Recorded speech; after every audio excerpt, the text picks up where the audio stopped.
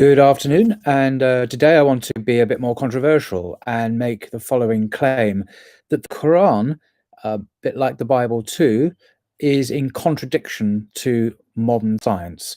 And we should admit that and accept that modern science contradicts fundamentally the Quran in important ways. And I'll explain what I mean with the aid of this book, the Quran and the Secular Mind, A Philosophy of Islam by Dr. Shabbir Akhtar, who teaches at Oxford University, although he's been a professor at other universities in the States and in Indonesia.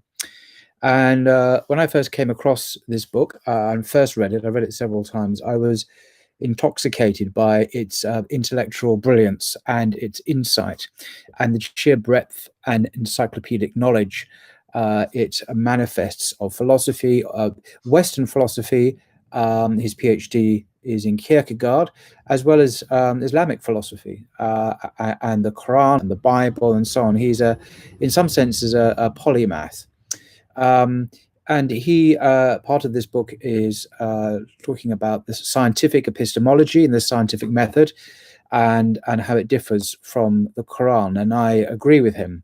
And he has some very stern things to say about claims that the Quran speaks about modern science, I don't know, black holes and so on. He's quite dismissive of that too. But I just want to focus on his point that science does contradict the Quran and that we should be open about that. And the way he explains it, I think, is very profound and insightful. And I just want to share that with you, which is why I'm making this video. So I'm going to just read a section because he explains it very well, much better than I could, starting on page 169 of his book. And he's writing in very quite academic language. So I'm going to try and articulate it as carefully as possible, emphasizing certain words, but it's not an easy read if you're not used to this writing style. So you may need to listen to this several times to make sense of it. I certainly did. So Shabbir Akhtar says the following: the Quranic, like the biblical worldview, conflicts with the scientific perspective, which assumes that the cosmos is a self-contained set of patterned empirical sequences intelligible to us in terms of natural causality. The spatio-temporal continuum is subject to discoverable lawful regularity.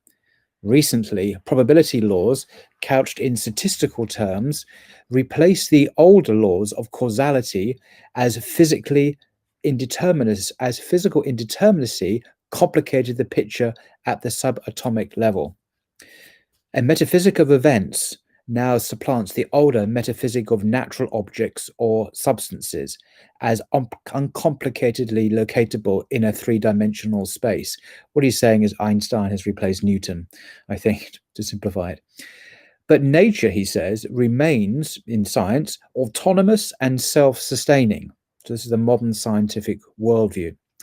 Islam posits an additional supernatural realm and denies the autonomy of nature. And he refers to Quran 35:41, which I'll just mention to you in my Abdul Halim translation, which says, God keeps the heavens and earth from vanishing. If they did vanish, no one else could stop them. So this is the Quran's perspective. God keeps the heavens and the earth from vanishing. If they did vanish, no one else could stop them. So he continues, and there's lots of quotes here from the Quran, which I won't read in full. You can look them up, obviously. So he says, Islam posits an additional supernatural realm and denies the autonomy of nature, Quran 35:41. Directly, actively, and continuously, God sustains the world after creating it. He prevents the lowest heaven, our sky, from collapsing on sinful humanity, Quran 22:65. Arranges the clouds, directs the winds that give rain and revive the dead earth, 35:9. Holds the birds poised in mid-air, 67:19, and keeps the two seas separate, 23:53. Quranic cosmology presupposes continuous interaction between the natural causal world, that's the world we see around us, and the supernatural realm of occult causality, is the hidden causes of things. Supernatural agents routinely act within and interpenetrate the natural world of empirical causality, he says. The jinn, elemental spirits found in the intricate nexus of Arab poetry, possession and madness, are integral to the pre-Islamic outlook and remain part of modern Islam. Indeed, Iblis, the devil, is a jinn created from fire. His arrogant free will led him to freely reject God's rule. He is an actively malicious agent in human history. God, too, is active. He shapes the embryo in the womb as he pleases, Quran 3:6, and removes the souls of sleepers at night, so that each day a fresh resurrection of the souls of those destined to live are returned to life until an appointed hour, Quran 6:60 and 39:42. In the spiritual interaction between the worlds, human petition, prayer, piety, pure speech, and good deeds ascend to the unseen world, Quran 22:37, 34:2, 35:10. And then he says something that's really important and pretty obvious by now. This picture is incompatible with empirical science. Modern scientists feel obliged to reject, on principle, the possible existence of God, the devil, indeed all spirits, including those of the departed dead, the jinn, demons, angels, and other immaterial and incorporeal entities lacking space-time coordinates. So he seems to be saying that modern science, because of its very methodology, its way it sees the world, restricts its observations to the empirical space-time dimension that we inhabit. It refuses to recognize any other dimensions, the supernatural dimension, the dimension of the unseen, of God, of angels, jinn, etc., and also the interpenetration, the interaction between the two worlds. So when we pray to God, God answers prayer, angels hear our and observe us and record our actions and so on. There is this occult interaction, as he calls it, which is modern science refuses to acknowledge, will not acknowledge on principle, a priori. So that is why one can say that modern science is in contradiction to the Quran and vice versa. But that's not a threat to the Quran or a threat to the Bible. This applies equally, of course, to the New Testament, to the Jewish scriptures, in fact, to all traditional religions which take seriously the transcendent in existence, that see more to life than the dunya, our immediate close existence that we observe and feel and touch through our senses. So this is not really subversive to Islam or the Quran at all, but it does help to really highlight and be honest here that when people say that the Quran and science are compatible, I get what they're meaning, but in many ways they're not. And we should assert that difference as a positive for the revelations, be it the Quran or the Bible. So he then goes on and talks about a lot of some of the dawah and apologetics that Muslims produce, and he's very critical of this and I agree with him completely and wholeheartedly, and always have. He says we read some embarrassingly crude and pseudo-scientific interpretations of the Quran. For example, he quotes the Quran, "We have the power to expand things," Quran 51:47, is interpreted to mean that the universe is expanding, presumably the Big Bang. Again, the whole universe was concentrated in one fine, infinitely dense mass, 2130, a singularity that exploded to become the universe, the Big Bang, which hardly sounds any more sophisticated than the scriptural account.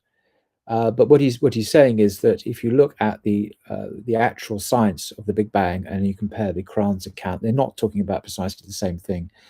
He goes on to say, Muslim commentators have extensively mined the Quran to unearth evidence of travel to the moon, the laser, microbes, and the atom. The spiritual heart of faith reappears as the organic heart studied by the anatomists. And he goes on, I won't go on about this, but he says basically the Quran is raped, as he puts it, in order to yield the ephemeral findings of the latest scientific research. And this is an attempt to, I mean, it may be well motivated, well intentioned, but the intent is to make the Quran ever relevant to modern Western readers. And that's a mistake, of course, because science constantly changes. It goes through what Thomas Kuhn called paradigm shifts. And if we hook our revelation to any particular scientific paradigm, and that becomes obsolete, therefore the revelation becomes obsolete. So it's an unwise project, really, to read science into the Quran. If there are any genuine marvels to be held in the Quran, some say the embryology, for example, fair enough, but the promiscuous reading of science all over the place, which I've certainly come across in certain dawah carriers, I'm not going to mention their names, helps to discredit Islam in the minds of educated readers and listeners to this message. Now, Christians do the same. Let's be fair, not all Christians. Some Christians see the Bible as a book of science, as you can Google this, and that's equally preposterous. There's much more androcentric, much more human-centered perspectives in the Bible. You know, the Bible, the Earth being flat, and so on, than there are arguably in the Quran. But anyway, I just wanted to share that perspective of the incompatibility of the Western scientific method today and the Quran's perspective. The Quran's perspective is much more holistic. It embraces all of metaphysical reality rather than just the dunya, that which is close to us and immediately observable. And so the Quran can speak of a transcendent purpose in history and in the physical world because it's cognizant of those realities. So when it comes to things like Adam and Eve, the existence of Adam and Eve, which obviously is mentioned in the Quran, we're dealing here with knowledge which doesn't come from this materialist science, but comes from revelation. And so Muslims can incorporate that into their worldview without embarrassment, I would suggest. So I'm not really just picking on the Quran here. It's all revealed scriptures, like, as I say, the Bible have the same issues. The Bible also talks about, obviously, God and angels and this supernatural dimension, which modern Western science, due to a philosophical and methodological prejudice, excludes from its worldview, and then likes to see its worldview as the total explanation of life, the universe, and everything. And it ain't so. It ain't so. Okay, that's it for this short video. I'll hopefully see you soon. Bye for now.